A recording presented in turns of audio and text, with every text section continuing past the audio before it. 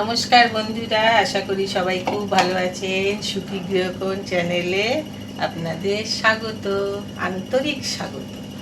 বসিয়ে দিলাম ভাত। কি গরম! কর্তামশাই কাজে বেরিয়ে গেছে। আজকে তো শনিবার, এমনিতে ছুটি, বোধহয় ফোর্থ স্যাটারডে। হ্যাঁ, ফোর্থ স্যাটারডে আজকে। তো ব্যাংক তো ছুটি। যাই হোক, ছেলে তো যাবে না, কিন্তু তার কলেজ আছে। কলেজে তো তার লাঞ্চ হয়। যাই হোক, ওকে নিয়ে চাপ নেই, কিন্তু রান্নাবান্না তো করতেই হবে। আর কি গরম, আর পারা যাচ্ছে না, কি করব।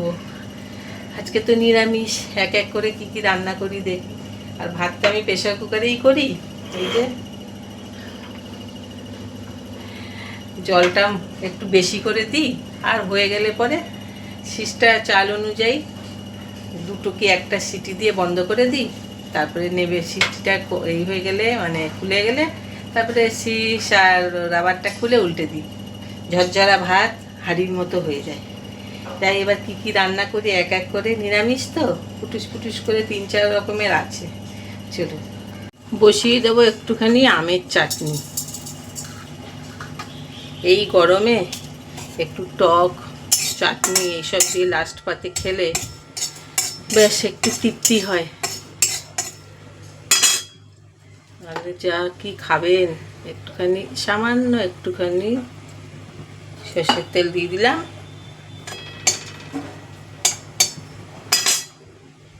এই গরমে আম তো উঠেই গেছে, মানে পাকা আম এনেছিল, বেশ মিষ্টি। হিমসাগর বলছে, কি জানি হিমসাগর কিনা।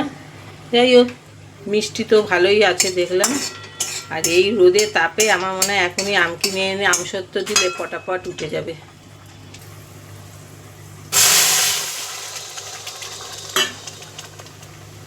আমটাকে সেদ্ধ করে নিয়েছিলাম প্রেশার কুকারে, তারপরে একদম চটকে নিয়েছি। ব্যাস, ঝামেলাহীন আমের চাটনি। এটাকে আবার যদি একটুখানি পুদিনা পাতা, তারপরে একটু চাট মশলা, তারপরে একটুখানি তারপরে কি যেন ওই বিট নুন, একটু এইসব দিয়ে ঘুরিয়ে নিলে হয়ে যাবে আম পান্না। দিয়ে দেবো এবারে চিনি। আর আম আমার খুব প্রিয় ফল, যার জন্য যখনই আম দাও খেয়ে নেবো। সে কাঁচা আমের চাটনি হোক, তবে টকটা আমি ভালোবাসি না, খেতে পারিও না, দাঁত বড্ড টকে যায়। একটু ফুটলে পরে নামিয়ে নেবো, চিনিটা গলেও যাবে। আর চাটনিটা আগে করে নিলে তাহলে ঠান্ডা হলে ফ্রিজে ঢুকিয়ে দেওয়া যায়। একদম ঠান্ডা ঠান্ডা কুল কুল চাটনি খেতে কার না ভাল লাগে বলুন।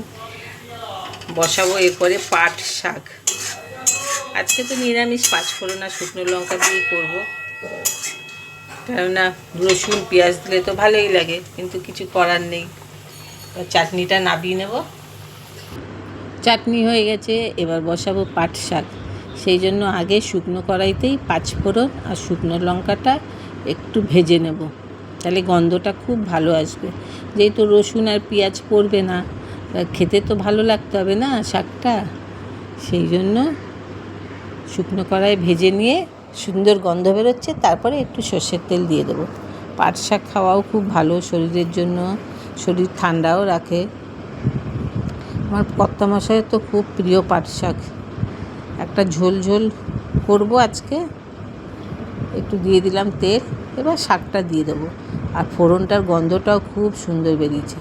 আমার শাশুড়ি মা থাকাকালীন তখন পাট শাক 2 রকমের হতো।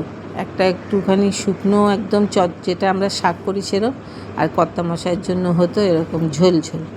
তো এখন আর 2 রকম করবো না, আমরা সব খেয়ে নিই। আর দেবো একটুখানি পরিমাণ মতো নুন, কারণ শাক তো যথারীতি কমে যাবে। আর একটু হলুদ দিয়ে প্রথমে একটু চাপা দিয়ে রাখবো, তারপরে যাই হোক আবার একটু জল দিয়ে ঝোল করে নেব।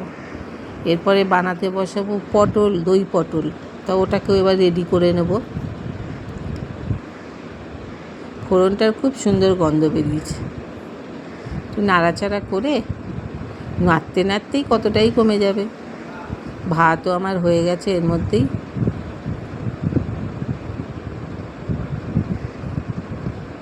গরমে এইসব শাক পাতা ঝোল ঝাল আর কি খাবেন বলুন তো? কোনো রিচ খাবার খাওয়াই যাবে না এখন, তাহলেই পেট খারাপ হয়ে যাবে। কতটা কমে গেল শাকটা, তাও একটু ঢাকা দিয়ে দেবো।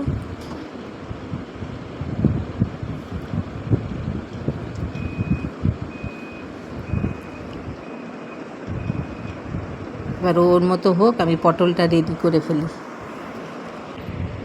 আবার চলে এসেছি, এবার একটু নাড়াচাড়া করে জল দিয়ে একটু ফুটতে দেবো, তাহলে হয়ে যাবে। ওদিকে দই পটলেরগুলো রেডি করে নিয়েছি। আমাদের ছোটোবেলায় ওখানে তো জমি জায়গা ছিল, আমার বাপের বাড়ির ওখানে তো পাট শাক যেদিন হতো আমাদের তো সব জমি থেকে টাটকা টাটকা তুলে নিয়ে এসেই খাওয়া হতো। মা বলে দিত যা কচি কচি পাতাগুলো তুলে নিয়ে আয়, আমরা নিয়ে আসতাম, আবার একটু ঢাকা দিয়ে দিই। পটলগুলোকে হাফ হাফ করে কেটে নিয়েছি। আর দই পটল যেহেতু দই তো দেবো, ওই দইটাকেও ফেটিয়ে নিয়েছি। আর দেবো একটু আদা আর একটু কাজু বাদাম দেবো, একটু ক্রিমি ক্রিমি ভাবও হবে, খেতে ভালো লাগবে। আর গুঁড়ো মশলা বলতে তো ওই জিরে গুঁড়োই দেবো। এবার শাকটা হয়ে গেছে, এবার নামিয়ে নেব। সেই ছোটোবেলার স্মৃতি বড়ই মধুর। যে কোনো শাক খেতে হলে বাড়ির মধ্যেই পেয়ে যেতাম। কলমি শাক, তারপরে ছাঁচি শাক, কিনা হতো। করবো সর্ষের তেলে। প্রথমে একটু পটলটাকে আগে ভাজা ভাজা করে নেব, একটু নরমও হয়ে যাবে, তারপরে মশলা দিয়ে কষাবো। দিয়ে দিলাম পটলগুলো, হলুদ দেব না এতে, একটু নুন দেব, দিয়ে এবারে ঢাকা দিয়ে দিয়ে একটু ভেজে নেব। পটলটা নরমও হয়ে যাবে, ভাজাও হয়ে যাবে, সুন্দর গন্ধও হয়ে যাবে। সেই শাকের কথা বলছিলাম যে বন্ধুরা, 14 শাকের দিন সবচেয়ে মজা হতো। আমাদের বাড়ির মধ্যেই তো শাক পাতা ভর্তি। মা সকালবেলা ঘুম থেকে উঠে আমাদের ঘরে দায়িত্ব দিত যে যাও একটু শাক পাতা তুলে আনো, আর আমরা খুব মজা পেতাম। নানান রকম শাক, আর এসে এসে বলতাম এটা খাওয়া যাবে, ওটা খাওয়া যাবে। তো এই করে 14 শাক কেন, 16, 17, 20 শাকও হয়ে যায়। গল্প করতে করতে হয়ে গেল। আর এক পিঠটাও একটু নেড়ে চেড়ে ভাজা ভাজা করে নেব। খোসা ছাড়ানো তো, যার জন্য পটলটা তাড়াতাড়ি নরমও হয়ে যায়। খুব সহজেই হয়ে যায় রান্নাটা, কোনো বেশি সময় লাগে না, অল্প সময় লাগে। তারপরে রুটি, লুচি, পরোটা সবের সঙ্গেই এটা খেতে ভালো লাগে, ভাতের সঙ্গে তো ভালো লাগেই। এবারে নামিয়ে নেব। পটল ভাজার গন্ধটাও খুব ভালো লাগে।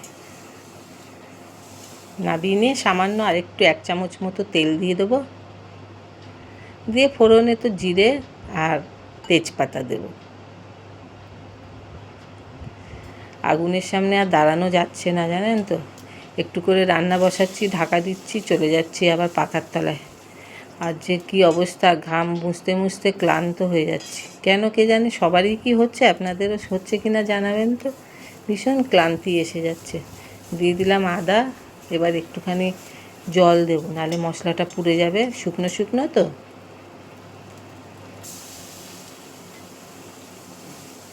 এবারে দেবো জিরে গুঁড়ো, ধনে গুঁড়ো দেবো না, যতটা হালকা ফুলকা করা যায়। একটু গন্ধের জন্য জিরেটা দিলাম। সে এত ক্লান্তি এসে যাচ্ছে, এত জল খাচ্ছি, তবুও হচ্ছে না। আর ঘাম মুছতে মুছতে তো মনে হচ্ছে মুখ ঠুক এবার ছুলেই যাবে। আবার একটু দিয়ে দেবো জল। আদা জিরের গন্ধটাও খুব সুন্দর হয়। আর পরিমাণ মতো একটু নুন দেবো, কারণ পটলে তো নুন আছে। 2 কাঁচা লঙ্কা দিয়ে দিলাম। কাজু বাদামের সঙ্গে হাফ লঙ্কা বেটে নিয়েছি, বেশি ঝাল তো দেওয়া যায় না, ওই একটু গন্ধ আর একটু ঝাল ঝাল লাগলো, ওই জন্যই বেটে দিয়ে দিয়েছি। এবারে কাজু বাদামটা দিয়েও একটুখানি কষে নেব, ওর কাঁচা গন্ধটাও চলে যাবে। দইটা পরে দেব। খুব সুন্দর মশলাটার গন্ধ বেরিয়ে গেছে।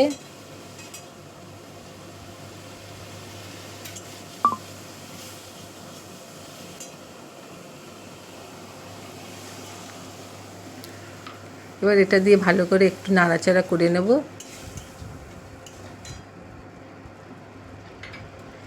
ক্রিমি ক্রিমি হয় কাজু বাদামটা দিলে, আর টেস্ট তো অবশ্যই ভালোই হবে।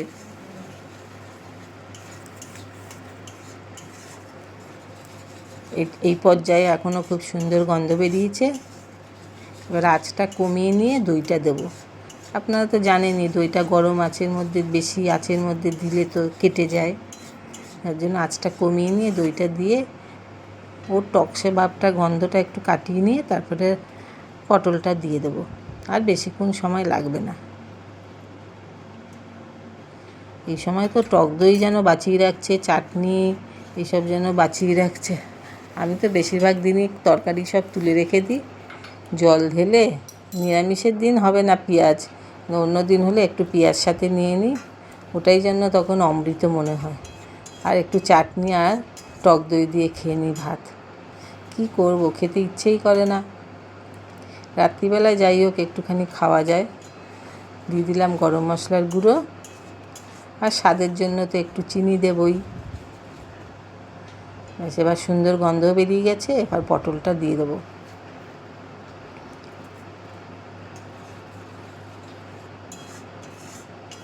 মিষ্টিটা দিলে একটু ব্যালেন্স হয়, নিরামিষ তরকারি তো।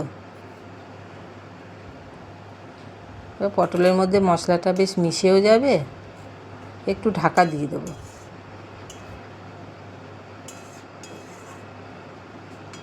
একটু মাখা মাখা দিয়ে খেতে ভালোও লাগবে। সামান্য একটু জল দিয়ে দিলাম, কাজু বাদাম তো টেনে নেবে অনেকটা।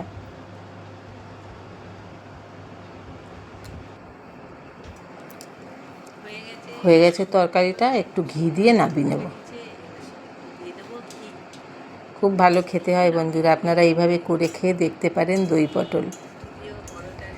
অন্য দিন হলে আমি এর মধ্যে একটুখানি পেঁয়াজও দিতাম, কিন্তু আজকে নিরামিষ বলে আদা দিলাম, পেঁয়াজ বাদ। হয়ে গেছে দই পটলের তরকারি।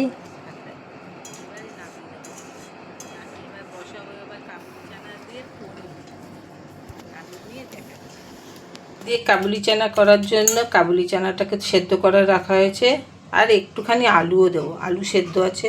পনিরটাকে কেটে নিয়েছি, আর মশলাটাকে তার আগে করে নিই। গোটা গরম মশলা, আদা, তেজপাতাও দিয়ে দেবো, ধোয়া আছে,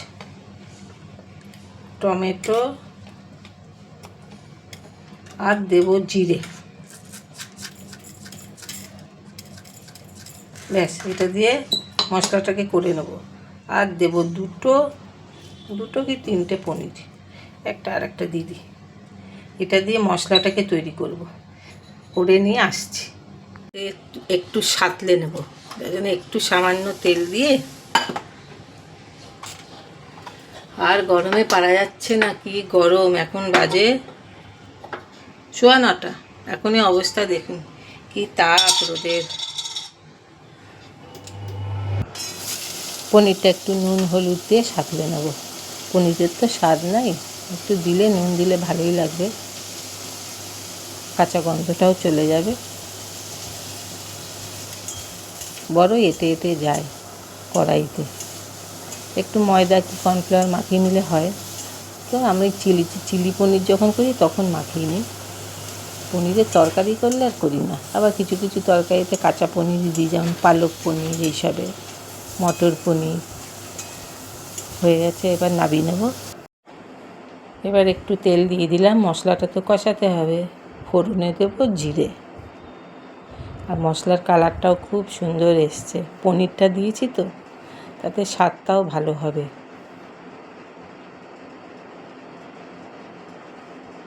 আর দেবো একটুখানি হলুদ গুঁড়ো, আর একটু কাশ্মীরি লঙ্কার গুঁড়ো রঙের জন্য। দিয়ে দিলাম বাটি ধোয়া জল, মশলা নষ্ট করা তো উচিত না। আর দেবো স্বাদ অনুযায়ী নুন। একটু এবারে আঁচটা কমিয়ে ধীরে ধীরেই মশলাটা কষতে হবে, নাহলে মশলা পুড়ে যাবে, ভালোও লাগবে না খেতে। যেহেতু পনিরটা আছে তো, ওই জন্য মশলাটাকে আঁচ কমিয়েই কষাতে হবে। খুব সুন্দর কালার এসছে না মশলাটায়, আপনারা একটু জানাবেন বন্ধুরা। আর খুব সুন্দর একটা গন্ধও এসছে।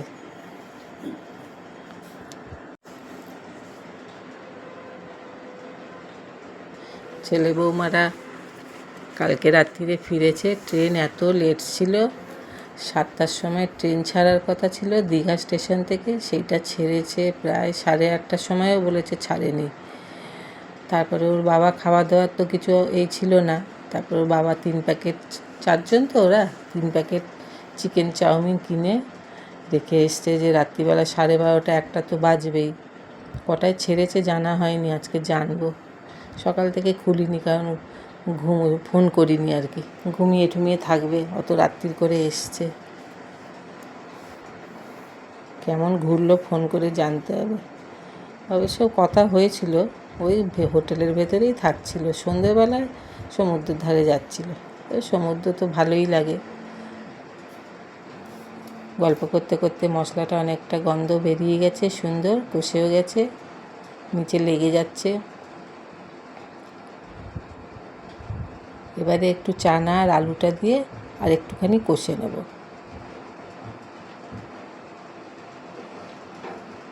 গরমের সময় একটু ঠান্ডা জায়গায় ঘুরতে যেতেই ভাল লাগে, তো ওদের হাতে সময় নেই, ওই একদিনের জন্য একটু চেঞ্জ করলো আর কি। কাজকর্ম পড়াশোনা নিয়েই তো থাকে, মাঝে মাঝে একটু চেঞ্জ দরকার। একটু অক্সিজেন ভরপুর নিয়ে ফের আবার নামবো কোমর বেঁধে যুদ্ধক্ষেত্রে।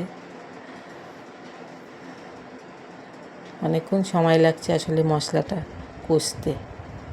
এবারে চানা আর আলুটা দিয়ে আর একটুখানি জল দিয়ে এবার ঢাকা দিয়ে দেবো, নিজে নিজেই হবে সুন্দর করে।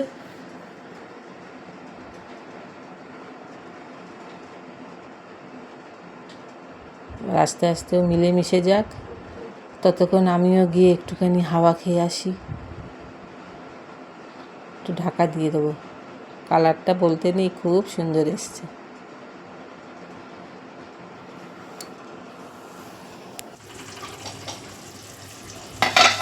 বাহ, খুব সুন্দর গন্ধ বেরিয়েছে, কষাও হয়ে গেছে, লেগে যাচ্ছে নিচে।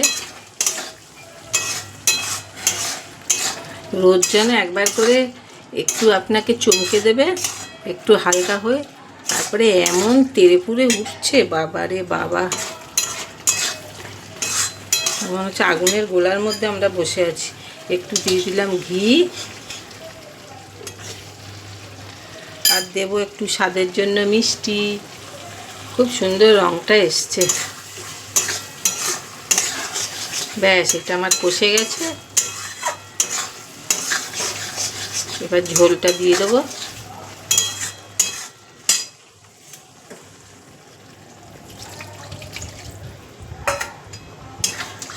একটু পনিরটা দিয়ে একটু ফুটলেই তরকারি হয়ে যাবে।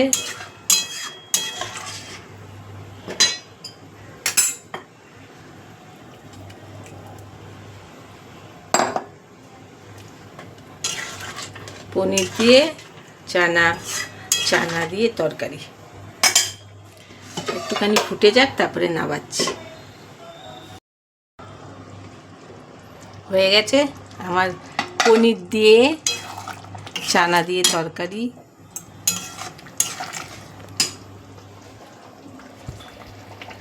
বন্ধুরা, যদি ভালো লাগে ভিডিওটা তাহলে একটুখানি লাইক করে দেবেন, কমেন্টে একটু জানাবেন কেমন হয়েছে। এই গরমে সবাই খুব ভালো থাকুন, সুস্থ থাকুন, সপরিবারে বেশি বেশি করে জল খান, আর আমার পাশে একটু থাকুন। নতুন বন্ধুদের যদি ভালো লাগে একটু সাবস্ক্রাইব করে পাশে থাকতে পারেন। আজকের মতো রান্নাবান্না শেষ, টুকুস টুকুস করে 4 রকমের হয়ে গেল। আবার কুমড়ো সেদ্ধ করে রেখে দিয়েছে, কুমড়ো সেদ্ধ আর আজকে আর বার করবো না। কালকের আবার একটু ভেন্ডি আলুর চচ্চড়ি আছে। কটা লাগে, কর্তামশাই এরকম সকালে হলেই এরকম সাজিয়ে রেখে দেয়, কটা রান্নাবান্না হবে। তাই বন্ধুরা, আজকের মতো আসি, আজকে ভিডিওটা এখানেই রাখি। যদি ভালো লেগে থাকে একটু কমেন্টে জানাবেন, একটু লাইক করে দেবেন, আর একটু সাবস্ক্রাইব করে দেবেন। সবাই খুব ভালো থাকুন, সুস্থ থাকুন। আর একটা নতুন ভিডিওতে দেখা হবে, ততক্ষণ সবাই খুব ভালো থাকুন। টাটা।